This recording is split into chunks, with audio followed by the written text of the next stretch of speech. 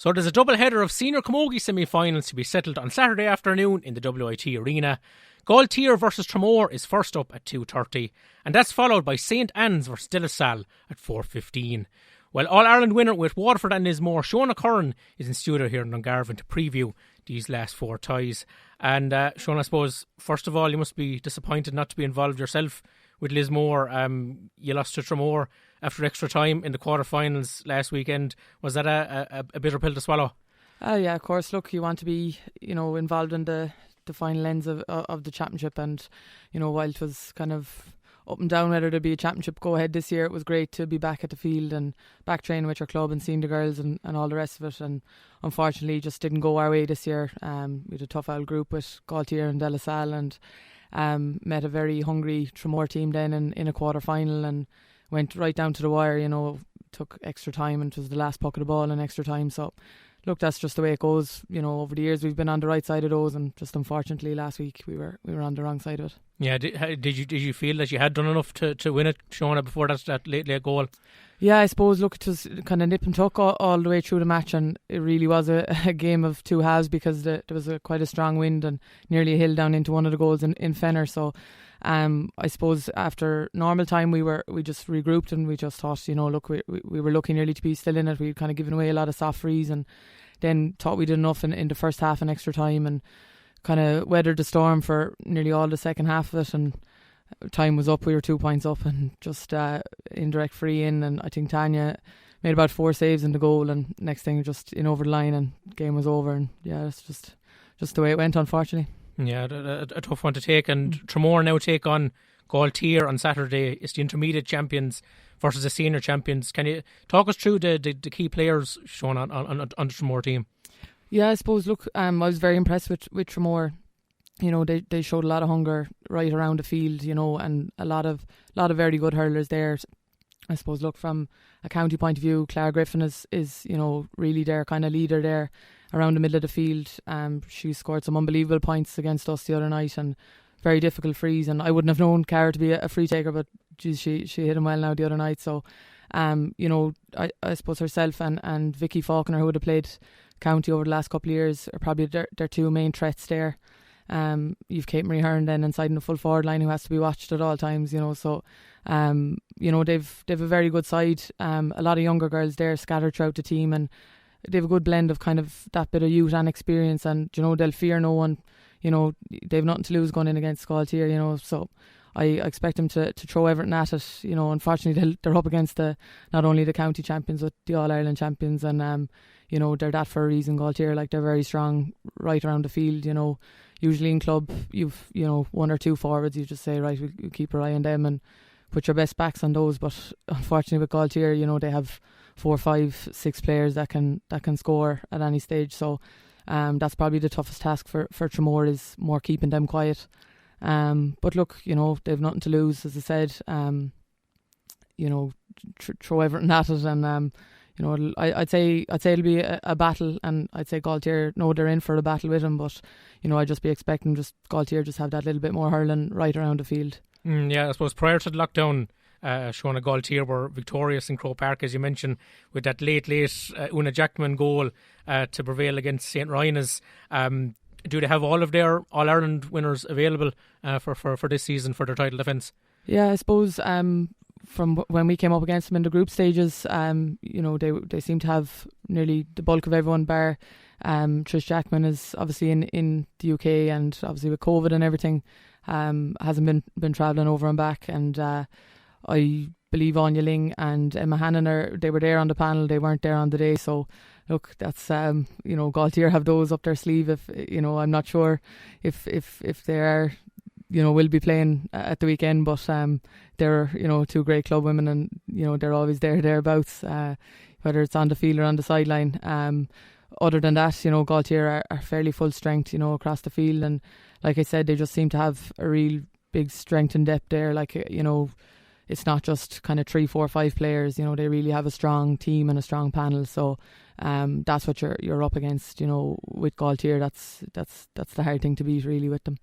For sure. And looking at the second semi-final, Shona, St. Anne's versus De La Salle at 4:15 in WIT. I suppose De La Salle lost to Cappoquin in last year's semi-final, but they got their revenge last weekend, winning by 9 points to 8. Was that a big hurdle for them to overcome?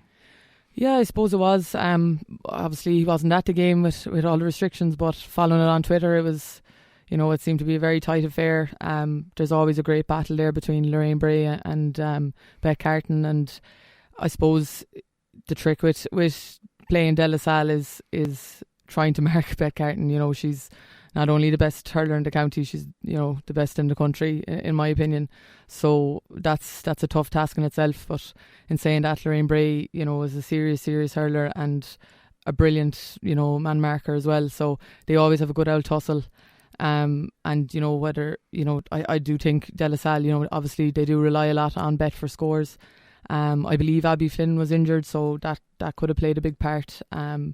In the final result in that game, it seemed to be a tight affair, but it's a big win for De La Salle to get over. Cappoquin are always a tough opponent, so they're in a semi-final now on merit and going up against St. Anne's. So as you said, kind of a monkey off their back, really getting over Cappoquin, but they have their sights set now on the semi-final, I'm sure. From St. Anne's perspective, Shona, you mentioned the task of picking up Bet Carton. Who will that job fall to on Saturday, do you think? Yeah, it's hard to know. I'd probably expect Shabelle Harney, probably another serious back, and will know Bet from county and club over the years. So there's no two ways about it. You do need to have one, if not two people on her at all times. So that's going to be a big task for St. Anne's. But look, on the other side of that, St. Anne's are very strong across the field. They're a very physical team. Very hard to get a score against St. Anne's. You'll always struggle. They're just a very physical team, very strong and good with the ball, and they make good use of the ball. And you've got Shabelle and Claire White there in the back line. Very strong. You're not going to pass either the two of them very, very easily, and a lot of good backs there around them to support. And then in terms of going forward, like Niamh Rocket, another serious hurler. So, I think it's going to be a very, very close affair in that semi-final. To be honest, it's kind of a hard one to call. I'd nearly tip St. Anne's. Just their strength across the field, I think, is something that De La Salle might struggle with. Their use of the ball is always very good, but in saying that, as I said, it is going to be a very close affair. Yeah, where is Niamh Rocket likely to operate for St. Anne's, Shona? Yeah, she seems to kind of play out around the half forward line, maybe midfield. She kind of does get a bit of free rein there to kind of go wherever she feels like the ball is going to be, and that's going to be a big job for De La Salle, for someone to pick her up. To be honest, she's so strong in the air and everything, so and well able to pick off scores all around the field. So it could be down to a high scoring game, but it could also be a 5 points to 4 affair. Just it depends. I think the winning of the game is going to be whichever backline dominates, really. So you fancy Galtier versus St. Anne's final for next weekend? Yeah, look, I don't know. I suppose, look, it's hard to see. It's hard to see anyone stopping Galtier, to be honest with you. But it's going to be a big ask at Tramore. But look, they have nothing to lose, as I said. They're going into it massive underdogs, and they'll fancy a right crack at it. I just think Galtier will have a bit too much hurling, on the day. The other semi-final, as I said, it's going to be very, very close. I just feel that St. Anne's have got a good bit of experience across the field, and especially this time of the year, hurling it tends to be a bit more of a physical affair, and I just think St. Anne's might clinch it on that. But look, I'm often wrong, so you never know.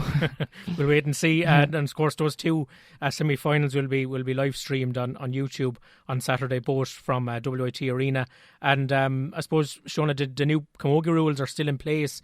From the start of the year, there's been more contact allowed in the game. How has that worked out so far, in your opinion? Yeah, look, I suppose it's been a welcome change. Like, it's something that the players are all crying out for with years now, to be honest. It was short, like a short-lived trial, I suppose, back in the league. We got kind of halfway through the league when COVID kind of all kicked off. So there's been a bit of adjusting to it, but overall I think everyone's fairly happy with it. And Referees have kind of gotten used to it as it's gone on. So look, it's great, and you know, the closer we can get aligned with the hurling rules, I think the better for the game. And then just finally, Shona, how was it like to be back out in the field with Lismore after such a long break due to COVID?